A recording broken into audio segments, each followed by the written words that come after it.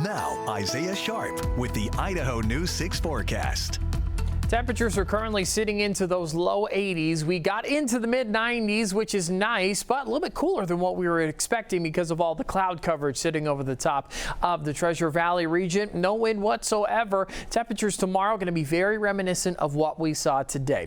For the Magic Valley region, temperatures also going to be pretty similar. 91 is the highest that they saw. Probably going to be sitting into those low 90s. 76 currently, but the forecast ahead is going to be very different than what we have seen up to this point. We've got thunderstorm activity and we've got a cool down that is on the way as the month of August is starting to come to a close. Pretty crazy to think that we are almost all the way through this month. Let's talk a little bit about smoke, though. That is also a part of the forecast, and one of the fires I've been highlighting the last couple of days is the Island Creek fire that is causing a lot of smoke. Some very extremely dense smoke moving into the Salmon area. It is going to waft on down over the Stanley region. You can see Ketchum, Arco is going to have to deal with it too. Just a lot of smoke in general across the board. Another fire too just to the north of Bend is causing a little bit of smoke, especially for the Oregon region. We'll pay attention to that, see if it has any more impact for the Idaho area, but the focus is going to be on the Island Creek fires. That's going to be causing most of the dense smoke that you're seeing on your screen.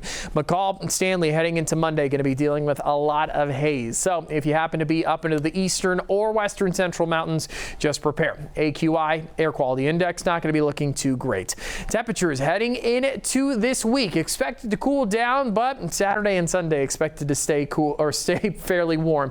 You can see a majority of the West Coast dealing with some sort of advisory or watch regarding heat or how dry it is, and we're going to deal with that too. Here's that high pressure ridge that's causing all of those temperatures to swell, but going into the work week, a dip down is on the way, and so prepare for it, but it's going to come along with some thunderstorm activity.